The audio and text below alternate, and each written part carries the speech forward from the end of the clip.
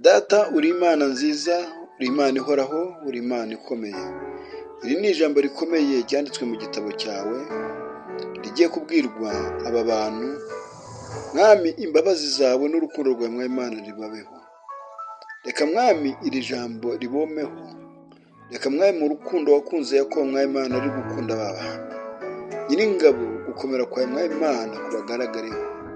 Gukiza kwawe mwa Imana kubagaragareho. Ineza ya mwa Imana ibagaragareho. Reka mwa Imana amatwi y'abazibukire kumva ijambo mwa Imana ryahindura ubuzima bwabo. Reka mwa Imana iri jambo ribe igitsikamutima mu mitima yabo. Reka rihindure byinshi. Reka mwa Imana rihindure byinshi mu mitima yabo. Reka rihindure direction y'imitima yabo.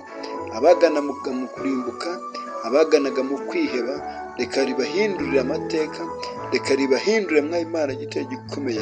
Bongere kugira mwa Imana, bongere kugira icyizere cy'ubuzima. Bongere kumva ko bakunda. Bongere kugira icyizere Data. Mwami urakoze Nyiringabo. Urakoze kubagiriye neza. Urakoze kubazibuye amatwi y'imitima. Urakoze kubazibuye amatwi mwa Imana y'imitekerereze. Urakoze Nyiringabo, ko ineza mwa Imana igiye kubomaho mu izina rya Yesu Kristo. Amen. Uyu ni umwanya w'ijambo rikomeye ryahindura ubuzima bwawe. Yesaya 41 umurongo wa 8. Ariko weho Isiraheli umugaragu wanjye, Yakobo natoranyije mu rubyaro rwa Aburahamu inshuti yanjye, weho nahamagaye nkagukura ku mpera y'isi, no mu mfuruka zayo nkakubwira nti uri umugaragu wanjye, naragutoranije, sinaguciye. Ntutinye kuko ndi kumwe nawe, ntukihebe kuko ndi Imana yawe. Nzajya nkukomeza, ni koko nzajya ngutabara, kandi nzajya nkuramiza ukuboko kw'iburyo ariko gukiranuka kwanjye. Dore abakurakariye bose bazakorwa n'isoni bamware, abagutonganya bazahinduka ubusa ndetse bazarimbuka. Abakugisha impaka uzabashaka ubabure, kandi abakurwanya bazahinduka ubusa babe nk'ibitariho. Murakoze bavandimwe, iri ni ijambo rikomeye ryahindura ubuzima bwanyu. Imana yabanye na Yakobo, Imana yabanye na Aburahamu, Imana ibana na Isaka, nawe yabana nawe. Iri ni ijambo rikomeye ryahindura ubuzima bwawe. Iri ni ijambo rikomeye ryahindura amateka y'ubuzima bwawe. Reka Uwiteka amanukire muri wowe. Wemerere Uwiteka akore muri wowe. Wemerere Uwiteka agenze umutima wawe. Wemerere Uwiteka aganze mu mutima wawe kugira ngo ahindure ibiri mu mutima wawe byananiranye. Bya bindi bikuraza ijoro udasinziriye, bya bindi bikuraza bituma amanywa yose wirirwa utekereza. Ntushyire hamwe umutima, ntushyire ku murongo imitekerereze yawe ngo urebe ko hari icyo wakigezaho. Uwiteka aravuze ngo aragutabaye, Uwiteka aravuze ngo aragukunda, ngo Yakobo mugaragu wanjye, inshuti yanjye, ngo wavuye mu rubyaro rw'inshuti yanjye Aburahamu. Iri ni ijambo rimanukiye ubuzima bwawe.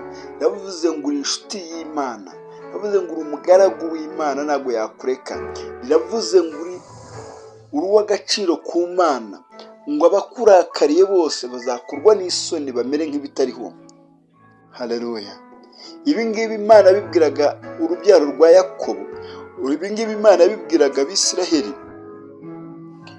ngo abazajya barakariye Isiraheli bazajya bamwara batarakora icyo gikorwa, mu gihe bo bahagaze mu nzira nziza. Nawe hagarara mu nzira nziza, hagarara mu mbaraga z'Imana, hagarara mu bushake bw'Imana, wemere iby'Imana ivuga, wemere amahame y'Imana. Hanyuma bakurakarira bose ngo bazakorwa n'isoni bamware bamere nk'ibitariho. Haleluya. Iri ni ijambo rikomeye ryahindura ubuzima bwawe.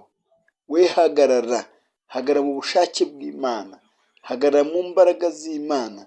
Imana iguhindura ubuzima nk'uko yabuhinduriye Yakobo.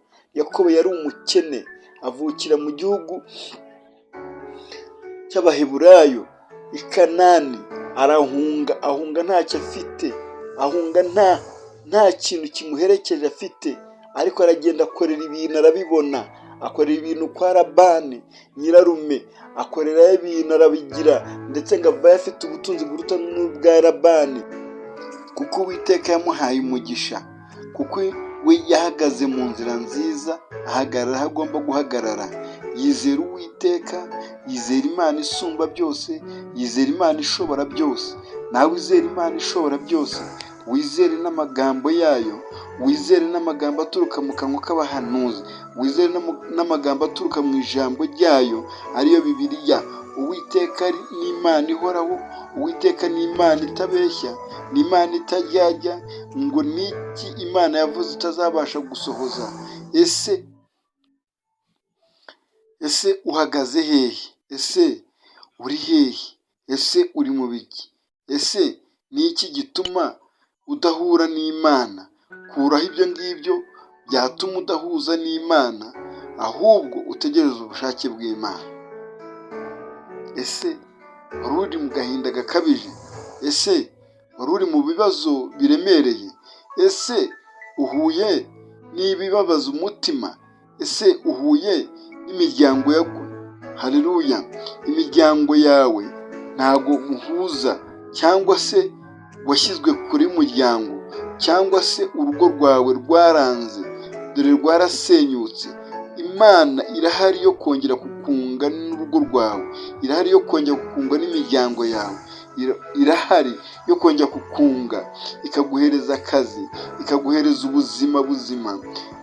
Urarwaye, urarembye, uri mu bitaro, wakongera ukabona ubuzima, wakongera ugakira ugahagarara, ukongera ukavuga Imana, ukongera ukavuga gukomera kwayo kubera ko igukijije. Hari benshi tuzi bari mu bitaro, hari benshi tuzi bari barembye, ndetse bari bageze ku munsi wa nyuma, cyangwa se twarebaga ari ku munota wa nyuma, bakongera bakagira ubuzima, bakongera bakabaho. Uranzwe, uratukwa, uratonganywa, washyizwe kure y'abantu, icyangiro cyarakubase, washyizwe inyuma kure cyane, za karande nyinshi, haleluya, ubukene bwinshi. Ibyo Imana irabikiza, Imana ikuraho icyo cyangiro, Imana ikuraho ubwo bukene, nk'uko yabikoreye Yakobo, ikamuhereza ubutunzi, ikamuhereza guhaha, agahaha ndetse akabibona.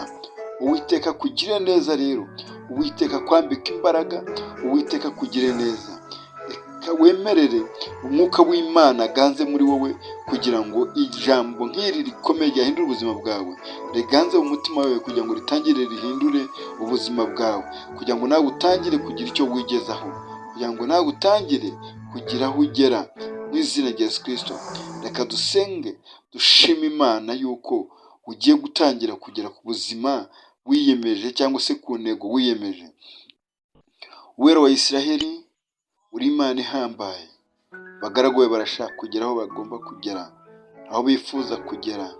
Barashaka ubuzima bwiza, barashaka ubuzima bwiza buzira umuze, nk'ubwo wahaye Yakobo, ngo wamuhaye kwitwa Isiraheli, umuhereza kwitwa umugisha, nk'uko wari warabisezeranyije sekuru, nk'uko wari warabisezeranyije sekuru Aburahamu. Uramusezeranya uramubwira ngo nzaguhindura umugisha, nzakogeza mu mahanga.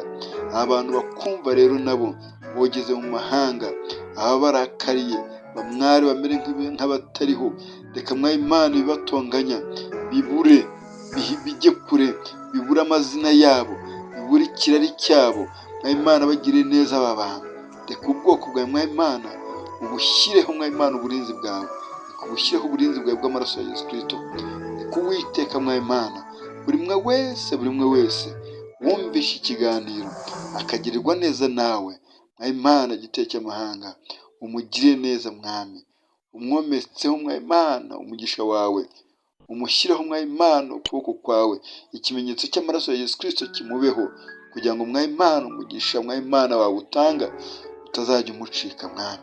Urakoze Nyiringabo, urakoze Nyirubuzima, urakoze nyiri iyi si tugenda nijoro, ndetse nta n'icyaremwe mwa Imana kitaremwe nawe. Urakoze rero ko ushoboye byose, mu izina rya Yesu Kristo, amen. mwari kumwe na Rusasi Emmanuel nk'ibisanzwe. Iyi ni Elion Mountain TV. Kora subscribe, kore share kugira ngo bino biganiro bijye bigera ku bantu benshi, hanyuma dukomeze twamaze ubutumwa bwiza bw'izina rya Yesu Kristo. Shalom shalom shalom.